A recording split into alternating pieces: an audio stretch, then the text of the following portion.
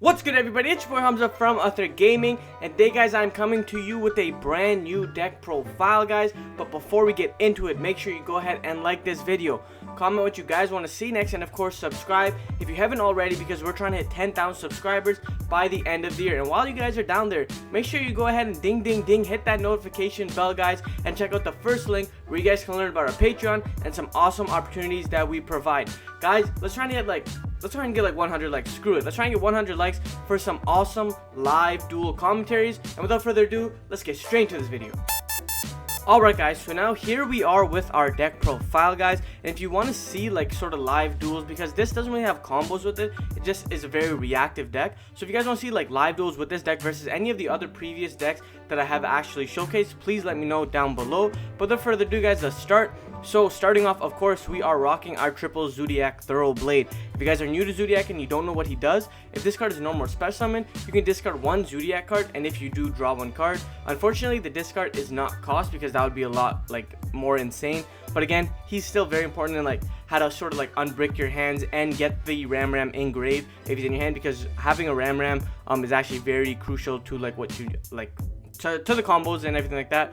So Ram is really important. And then of course Blade being able to discard gives us a really nice draw effect. And then all the Zoodiac monsters have effects if they're like used as material. So this guy gives the monster the effect where it has piercing. So if it attacks, piercing 1600, really powerful, probably the strongest main deck Zoodiac monster you have in your deck. Moving on from Blade, we are playing triple Zoodiac Whiptail. If you guys don't know what this card does, is quick effect. You can target one Beast Warrior XYZ monster you control, attach this card from your hand or field to that target, and then of course it gets the effect where if this card battles an opponent's monster, after damage calc, banish that monster. Now it does not even need to destroy.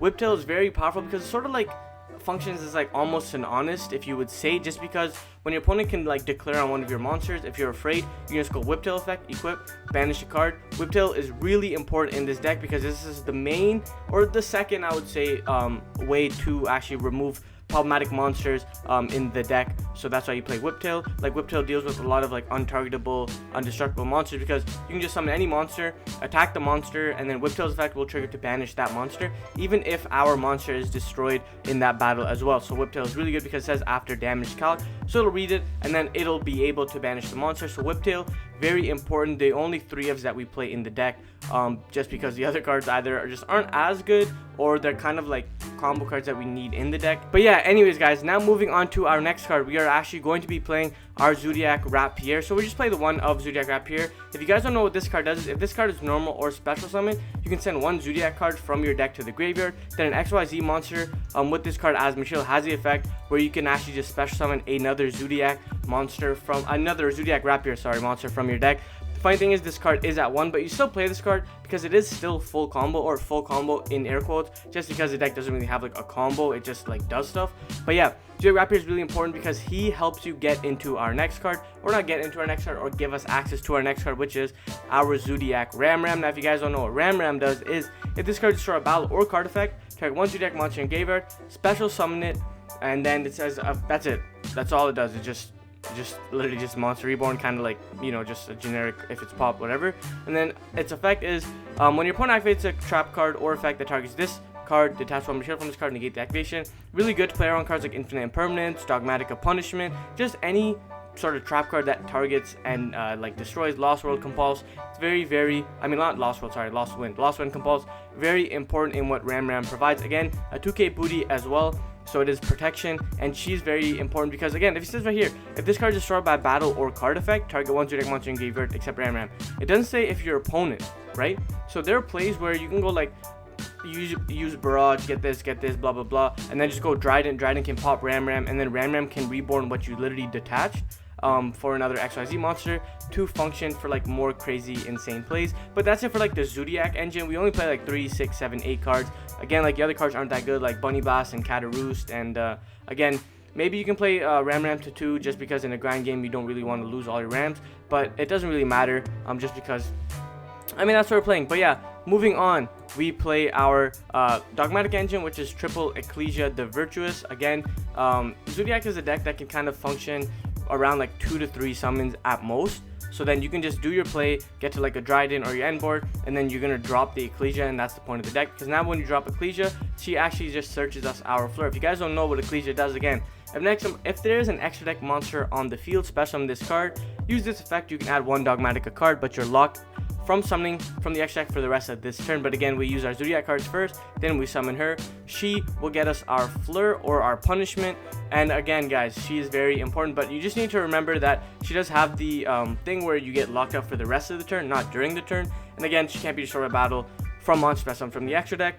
Moving on from Ecclesia, we play her counterpart that's probably in every single Dogmatika deck, which is Fleur. You guys don't know what Fleur does. If there's an extra deck monster on the field, special summon this card.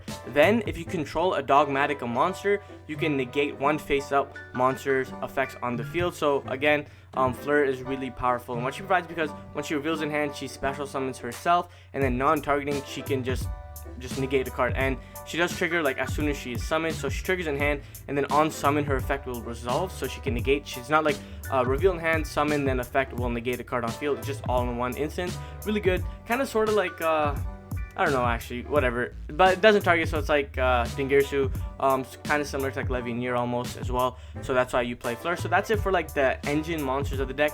You guys can notice it's all like sort of like 1 card engine, so it's what makes the deck really like potent. But now moving on, guys, since we are playing 1 card engine, we can get away with playing a lot of hand traps and just versatile cards. So here we are playing triple Ash Blossom and Joyous Spring as like because it covers every single deck in the current metagame, and you want to be able to trade cards like 1 for 1. So that's what's really good, because Ash can trade almost any deck 1 for 1. The Dogmatika cards help you trade as well, and same with the Zoodiac cards. And then again, Ghost Ogre, which is a very underrated card in this current format and just in every combo oriented format, because Ogre actually just removes the body on board. Even if your opponent goes like Isolde Mill 4, summon Olivier, you go Ogre, they lose that Isolde, so now that Isolde can't turn into Link Cross to summon us like your 2 tokens. It's just a very, very underrated card. Gamma is really good because it negates and destroys, but if you can't play Gamma, you just play Ogre instead, because it literally just does the exact same thing in a sense. And then again, we play Nibiru, and Nibiru again is a board breaker, board wiper, and then we can literally deal with the Nibiru token, because the funny thing is you can Nibiru your opponent's board, summon a defense position, and then just overlay with the Whiptail, and then Whiptail can attack the token and just banish the token. So again, it deals with very problematic cards as well. Summon a monster in defense, when the Nibiru crash, you just Whiptail, banish the Nibiru token.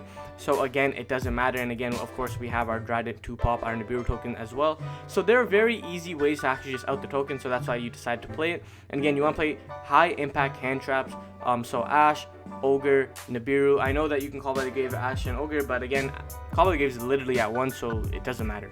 But yeah, that's it for the monsters, guys. 22. Moving on to the spell cards. Again, they're all consistency cards.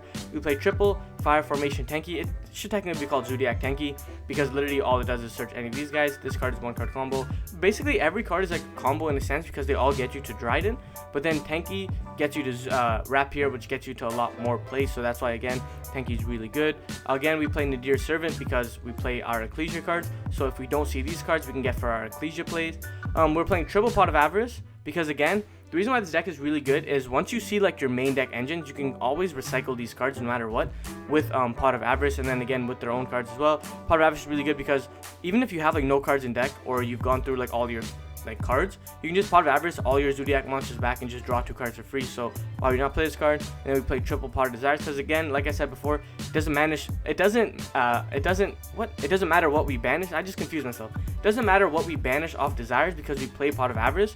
So even if we banish everything, since we have like our main core cards and we still have access to them, we can just Avarice 1, 2, 3, 4, 5. You see what I mean? Like we can always just Avarice these cards back, or Avarice our extra deck monsters back. So Avarice and Desires in tandem are really, really OP.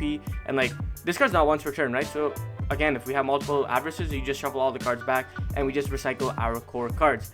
Now we play the 1 Harpy's Feather Duster because it's back at 1, and again, you want back row removal just in general, and heavy Storm Duster. Harpy's Feather Duster is really, really important in what this card provides, being able to just broom away all of our opponent's back row. Then again, Zoodiac Barrage, because it is an XYZ like turbo card, and it does have the cool effect where like if it's destroyed, target 1 Zoodiac monster and attach this card from your graveyard to that card as XYZ material. So that is, I mean, it's a pretty funny effect in that regard as well. But that's it for the spell cards, guys. We're just rocking 14. And then moving on to the traps, we play double Dogmatika Punishment because we are playing a grind deck. Again, we are playing Desire as well, so you want to be able to have at least one in your deck. And then the last hand trap we play is Infinite Impermanence because again, we're playing high impact hand traps. Right? We're playing Triple Ash, stop almost any card in the metagame, Ghost Augur to remove problematic bodies on board, Nibiru to get rid of everything else, and then Imperm for the dreaded Imperm Nibiru combo, or just stopping anything because it is an Imperm. You can't really get talents under it, you can't really get anything under it, so again, Imperm really important. So that's it for the main deck, guys. 41 cards. Now let's quickly get on to some side deck cards that you guys can play in the deck if you guys want to play like a different variant. So again, if you guys don't have the Dogmatika cards, or you just don't want to play that version of the deck, you can just utilize more trap cards. So this, of course, the Solemn Brigade, the Solemn Package, we have these cards at 3. So like I said, 4 guys, you guys can play these cards. So Triple Strike, Triple Warning, Triple Judgment, you can just max it on these cards, make it more like a stun control variant instead of like, I mean, it still is like a control variant, but you can make like a stun variant with powerful cards like Strike, Solemns. Very, very important in the deck. Again, I don't play the one Zoodiac combo, and again, you guys can play the combo, but since I'm playing triple Avarice, I felt like I didn't need the combo. And again, drawing combo is kind of unfortunate in this deck, whereas drawing Avarice you can actually use turn 1, play into Nibiru, and then Avarice all your cards back, so it doesn't really matter. Like, I'm not really a fan of Zoodiac combo. If you guys want to play it, by all means you guys can play it. I'm just not a fan of it. And then of course we are playing our triple Tactics Talents. If you guys want to play this card, by all means you guys can play this. What I would recommend you guys cut, maybe a Feather Duster and some hand traps for talents. You just don't want to play a lot of non-engine cards in your deck, especially with a deck that's so consistent as this. You don't want to really fluctuate with the consistency of the deck by playing talents, because talents isn't really a consistency card, it's like more of a punishing card.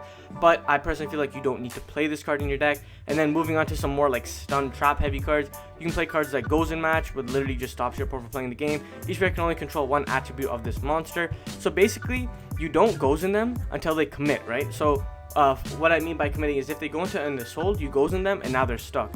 When they go into Needle Fiber, you Gozen them, now they're stuck because Water and Light. There aren't a lot of cards that your opponent can actually summon under Gozen. Same goes for Rivalry. This card's like, it's good. I mean, decks can't really play around it. They can still make some sort of board, but they can't really play around it completely. So I would rather Gozen over Rivalry. But again, like, these cards are interchangeable in whatever the metagame has. But yeah, so that's it for the main and the side. Now let's quickly get on to the extra deck.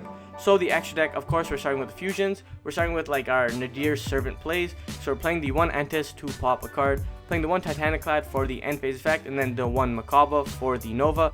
Again, a lot of people will be running into our like Maximus. When they go Maximus, you just send and summon out the Macabre. And again, Maximus isn't really good in this deck because it forces you to summon more than you actually want to. And like I said before, like, a lot of people are going to be playing Dogmatika variants, and you don't want to Maximus and kind of help them by sending like a Titanclad or like an Entis or something. So I just want to recommend playing Maximus. And then again, yeah, the Macabre. Then we play our Synchros. We played the one Wind Pegasus Ignister and the one Cyframe Lord Omega. Ignister is really good because you send this card off of like Servant when you're afraid of like being OTK'd, and then when your opponent will like pop a card, they won't really understand what's going on. Then once the card is destroyed, Wind Pegasus will trigger, and you just shuffle back a problematic card during the battle phase. It is really, really good in what he provides, being like a little cute little disruption card. Then Omega, again, to shuffle back all of our cards. Again, this helps with like our grind game in a sense as well. And then, I mean, yeah, Omega's just OP. Now moving on to the Zoodiac cards, you play the one Borbo. I've seen decks play two Borbo because, again, it gets in like a grindier format in the game, but I just personally feel like one Borbo is good enough. You can shuffle all these cards back with like cards like Omega, Avarice as well. So it is, I don't know, I just wouldn't really recommend playing more. He does have a cool effect where like he can attack directly. You never get into like his cheesy win con effect where like if you get like a bunch of XYZ materials, you win the match, or the duel, sorry. But Borbo being able to attack directly is pretty important because it has like that Hayate feel where like some Borbos swing, attack directly, overlay, and do a bunch of other shenanigans. So it is pretty cool. Again, a nice time card as well. You play the double Zoodiac Chaka 9, not 3. I felt like 3 was a little cloggy in the deck. So we just play just double Zoodiac Chaka 9 just because it's like a Monster Born effect. Really, really important. Again, not a once per turn. I don't believe. You can only special summon it once per turn. So this is how we get into like our Mega Class play. Then of course play the one Zoodiac Dryden, Mommy Dryden. You guys already know how she goes. Quick effect, pop any card on the field, and then you can of course loop this card with cards like Chaka 9 and cards like Omega, cards like Avarice. So you're not really at disadvantage just playing one. the one Hammer Kong, because again, worst case scenario, you just end like the whole Hammer Kong Dryden play, gives you protection and gives your Dryden disruption while you just use your hand traps to pick away at our opponent's board. Tiger Mortar, similar to Chakanine, you're not gonna play 3 of this card because this is how like you like recycle your Whiptails and your Thoroughblades and your Rams. So again, Tiger Mortar, very cool in what he provides. And then the one, if I can get to Drill Driver, Vespinato, or Beedrill, you guys don't know. Once per turn, you can also XYZ this card over by using one rank 4 XYZ monster you control as material. 2500 if it attacks, piercing damage. Then if this XYZ card is destroyed, XYZ summon is destroyed, target 1 level 5 or lower monster, special summon it. So it is pretty cool. It kind of functions as like a Gaia Drake Charger or whatever that guy's name is. We like overlay attack. My brother actually showed me this card. Actually, shout out to my brother for this list. My brother and Ryan. It was very cool list. And then the one Nova, because again, when we play against Maximus players who Maximus, we just send our Nova, Titanclad, Nova will summon Macabre, now you have free disruption during our opponent's turn. And again, Mega Clops, because worst case scenario, if you don't have access to anything else, Mega Clops Turbo is the way to go. This card is so problematic. And then again, it does have our grind game effect too, where it's just like blah blah, you target 1 XYZ monster in game or 1 card your opponent controls, special summon, and if you do, attach that opponent's card as material. And then of course for rest of the turn it's halved, but it doesn't matter because again, we have more ways to get Mommy Dryden on the board. And again, that's why I feel like this deck is really powerful, because it's a bunch of 1-card engines that actually just disrupt our opponent from overall just playing the game and trying to have fun while we try to have fun as well. So again, Megalops really good. But guys, that was it for the deck profile. I want to give a huge shout out to my brother and Ryan for actually showcasing this deck and letting me profile it. So guys, if you guys want to see more videos like that, make sure you guys let me know. Maybe I can get my brother back on this channel because he has been really busy. Huge shout out to Ryan and my brother yet again. If you guys want to stay subscribed for some awesome content, make sure you guys go and hit that notification bell, like this video, comment what you guys want to see next, and of course, this is Hamza from Ather Gaming. Like I always say, keep on shining, never give up on your dreams. Peace.